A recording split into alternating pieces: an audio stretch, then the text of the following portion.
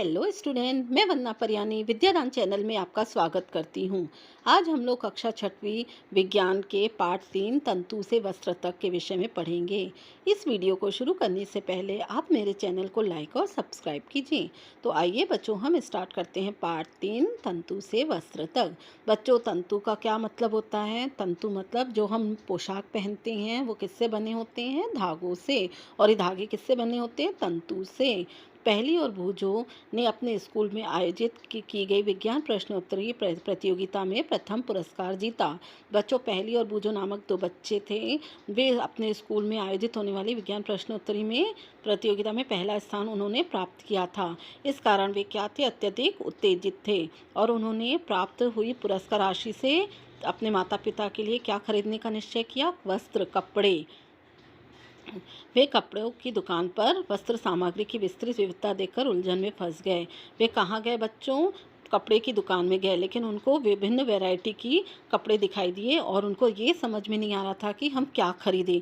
बच्चों, आप लोग भी जब अपने मम्मी पापा के साथ कपड़े की दुकान में जाते हो तो अलग अलग टाइप के कपड़े दिखाई देते हैं और आपको समझ में नहीं आता है कि हम क्या लें। वैसे ही बूझो और पहले भी उलझन में फंस गए थे। दुकानदार ने उन्हें यह समझाया कि कुछ कपड़े अथवा वस्त्र सूती हैं तो कुछ संश्लेषित कृत्रिम हैं।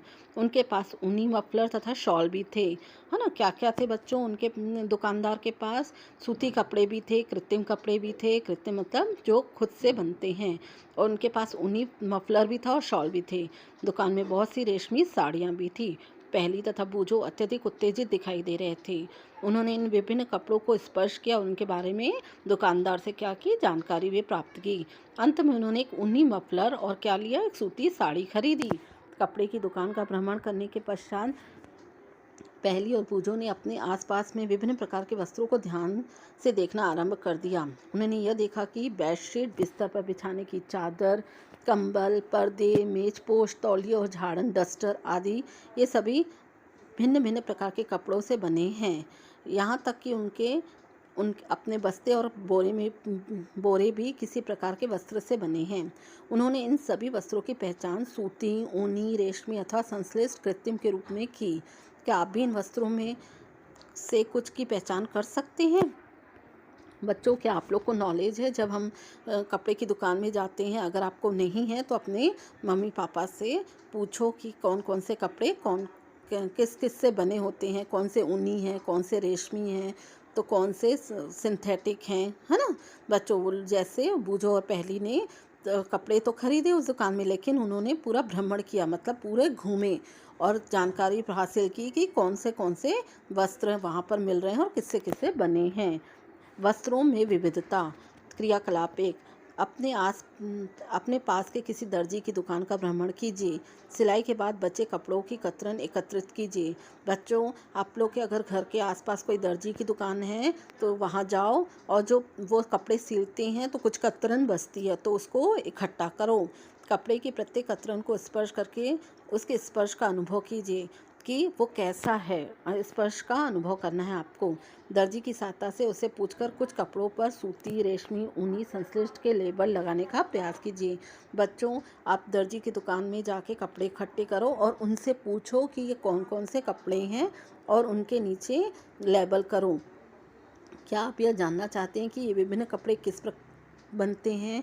जब आप किसी कपड़े का अवलोकन करते हो तो वह एक सतत टुकड़ा प्रतीत होता है। अब इसे ध्यान से देखिए, आपने क्या देखा? चित्र 3.2। देखो बच्चों, यहाँ पर कपड़े की कतरन का दृश्य दिखाया गया है। देखने में तो सब कपड़े एक समान लगते हैं, ऐसा लगता है कि एक टुकड़ा है ना। क्रियाकलाप 2।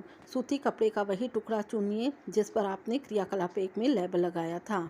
इसके एक सिरे पर कोई ढीला धागा या तागा ढूंढने का प्रयास कीजिए। बच्चों, क्रियाकलाप 1 में क्या आपको क्या बोला गया है कि कपड़े आप लोग एकत्रित कीजिए, लेकिन क्रियाकलाप 2 में उस एकत्रित कपड़ों में से कोई एक सूती कपड़ा लो और उसके एक सिरे पर कोई एक ढीला धागा या तार ढूंढने की कोशिश करो और इसे बाहर से खींचिए, जैसे चित्र 3.3 में दिखाया गया है। यदि कोई ढीला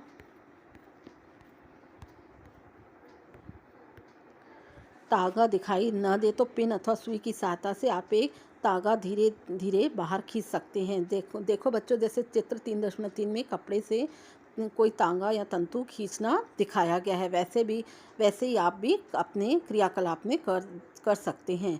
हम यह देखते हैं कि तागा को एक साथ व्यवस्थित करने पर वस्त्र बनता है। ये तांगे किससे बनते हैं? अब हमको ये पहचानना है कि आखिर ये तागे किससे बने होते हैं। जब एक टुकड़ा आप लोगे सूती, उसमें से एक तागा देखो, खींचने की कोशिश करो। अगर नहीं निकल रहा है तो आप सुई की सहायता से एक तागे को धीरे धीरे बाहर खींच लो, और एक तागे को एक साथ व्यवस्थित करने पर वस्त्र क्या बन आपको समझ में आएगा कि ये एक कपड़ा बना है। तंतु क्रियाकलाप 3। किसी सूती कपड़े के टुकड़े से कोई तागा बाहर निकालिए। इस तागे के टुकड़े को मेज पर रखिए।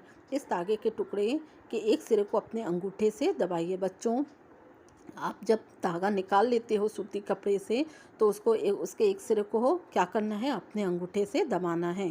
तागे के दूसरे सिरे को इसकी लंबाई के अनुदेश चित्र 3.4 में दर्शाए अनुसार अपने नाखून से खींचिए। देखो बच्चों, 3.4 में जैसे आपको दर्शाया गया है वैसे आप भी करते चलिए। चित्र 3.4 में दर्शाया अपने नाखूनों से खरोचिए। क्या आप इस सिरे पर यह देखते हैं कि तागा पतली लड़ियों में विखंडित हो गया? देखो, छोटी छोटी लड़ियों में विखंडित हो गया है। चित्र 3.5 में आपको जैसे दिखाया गया है, अलग अलग लड़ियाँ जैसे हम खींचते जाते हैं वो अलग अलग लड़ियों में टूटते जाता है। सुई में तागे को पिरोने का प्रयास करते समय भी आपने ऐसा ही प्रेक्षण किया होगा। आपने कभी ऐसे सुई में धागा डाला है तो क्या होता जाता है? उसके तागे अलग अलग बिखर जाते हैं। कई बार तागे का यह सिरा कुछ पतली लड़ियों से पृथक हो जाता है। ऐसा होने पर तागे को सुई के नोक से गुजारना कठिन हो जाता है। तागे की ये दिखाई देने वाली पतली लड़ियाँ भी और अधिक पतली लड़ियों से मिलकर बनी होती है, जिन्हें हम क्या कहते हैं बच्चों? तंतु कहते हैं। अब आप लोग को समझ में आ गया होगा कि तंतु किसे कहा जाता है। वस्त्र तागों या धागों से मिलकर बनते हैं तथा तागे भी आगे तंतुओं से मिलकर बने होते हैं। ये तंतु कहाँ से आते हैं, है ना बच्चों? इसके बारे में हम अब जानकारी प्राप्त करते हैं। कुछ वस्त्रों जैसे सूती, जूट, रेशमी तथा ऊनी के तंतु हमको कहाँ से मिलते हैं? पादपों और जंतुओं दोनों से प्राप्त होते हैं। इन्हें प्राकृतिक तंतु कहते हैं। बच्चों, तंतु दो प्रकार के होते हैं, एक कृत्रिम और एक प्राकृतिक। जो हमको तंतु पादप और जंतुओं से प्राप्त होते हैं, इनको क्या कहते हैं? प्राकृतिक तंतु कहते हैं। रुई तथा जूट, पटसन, पादपों से प्राप्त होने वाले तंतुओं के उदाहरण हैं। ऊन तथा रेशम जंतुओं से प्राप्त होते हैं। ऊन भेड़ अथवा बकरी की कर्तिन ऊन से प्राप्त होता है। इसे खरगोश, याक तथा ऊँट के बालों से भी प्राप्त किया जाता है। रेशमी तंतु रेशम कीट कोकून से खींचा जाता है। हजारों वर्ष तक वस्त्र निर्माण के लिए केवल प्राकृतिक तंतुओं का ही क्या होता था? उपयोग होता था। पिछले लगभग 100 वर्षों से ऐसे रासायनिक पदार्थों जिनका स्रोत पादप अथवा जंतु नहीं है से तंतुओं का निर्माण किया जा रहा है। इन्हें संश्लेषित तंतु कहते हैं। पॉलिस्टर, नायलॉन और एक्रेलिक संश्लेषित तंतुओं के उदाहरण हैं। ठीक है बच्चों, ये हमको कहाँ से प्राप्त होते हैं? तंतु पादप अथवा जंतुओं से प्राप्त होते हैं। और इनको क्या कहते हैं? जो पादप और जंतुओं से प्राप्त होते हैं उन तंतुओं को प्राकृतिक तंतु कहते हैं। ठीक है बच्चों, जैसे हमको रुई और जूट कहाँ से प्राप्त होते हैं? पादपों से।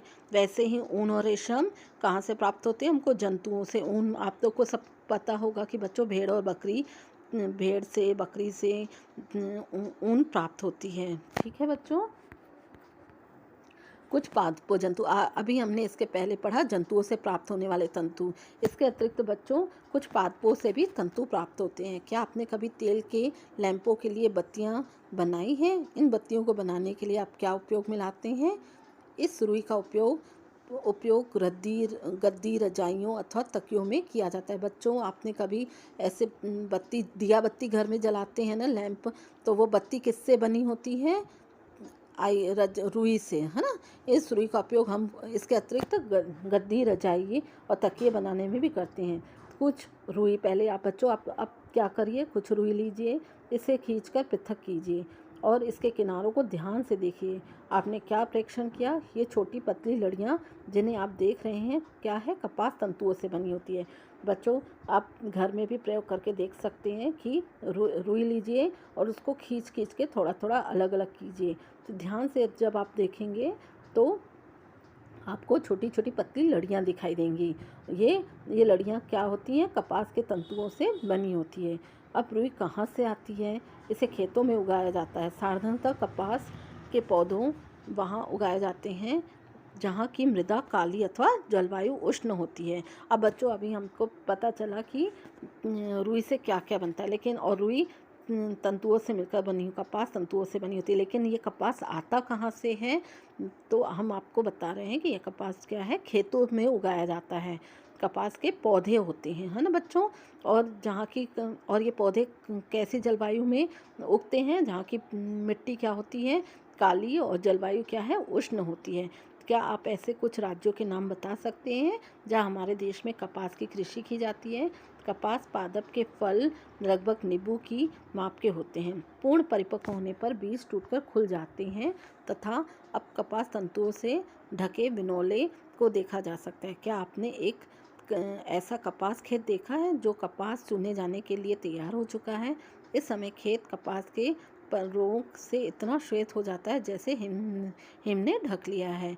अब आप देखो चित्र 3.6 में जैसे दिखाया गया है कपास का। बच्चों, यहाँ पर क्या दिखाया गया है? खेत। देखो, रुई बिल्कुल श्वेत श्वेत लग रहा है ना। ऐसा लग रहा है कि हिम मतलब बर्फ ने इनको क्या कर दिया है? अपने आप में ढक लिया है।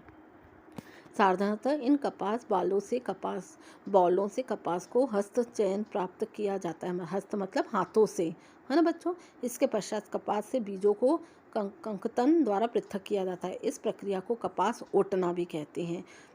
अब कपास के बॉलों को क्या किया जाता है? कपास को हाथों से अलग किया जाता है और इसके पश्चात बीजों को कंकतन द्वारा पृथक कर दिया जाता है।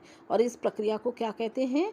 ओटना कहते हैं। चित्र देखो, चित्र 3.7 में कपास ओटना आपको दिखाया गया है। पारंपरिक ढंग से कपास हाथों से ओटी जाती थी। आजकल कपास ओटने के लिए किस चीज़ का प्रयोग किया जाता है बच्चों? मशीनों का प्रयोग किया जाता है। पटसन तंतु को पटसन पादप के तने से प्राप्त किया जाता है। यहाँ तो इसके पहले हमने आपको कपास के बारे में बताया, अब पटसन के बारे में। पटसन तंतु को बच्चों किससे प्राप्त किया जाता है? पटसन पादप से प्राप्त किया जाता है, पटसन के पौधों से। भारत में इसकी खेती वर्षा ऋतु में की जाती है। भारत में पटसन को प्रमुख रूप से पश्चिम बंगाल, बिहार तथा असम में उगाया जाता है। सामान्यतः पटसन पादप को पुष्पन अवस्था में काटते हैं। मतलब जब पुष्प खिलने की अवस्था में होते हैं तो ऐसी अवस्था में पटसन के पादपों को काटा जाता है। फसल कटाई के पश्चात पादपों के तनों को कुछ दिन तक जल में डुबोकर रख देते हैं। ऐसा करने पर तने गल जाते हैं और उन्हें पटसन तंतुओं से हाथों के द्वारा क्या कर लिया जाता है बच्चों? अलग कर लिया जाता है। वस्त्र बनाने से पहले इन सभी तंतुओं को तांगों में परिवर्तित कर लिया जाता है। ऐसा कैसे किया जाता है, इसके आगे हम नेक्स्ट वीडियो में पढ़ेंगे। आगे का चैप्टर देखने के लिए आप मेरा अगला वीडियो ज़रूर देखिएगा। धन्यवाद।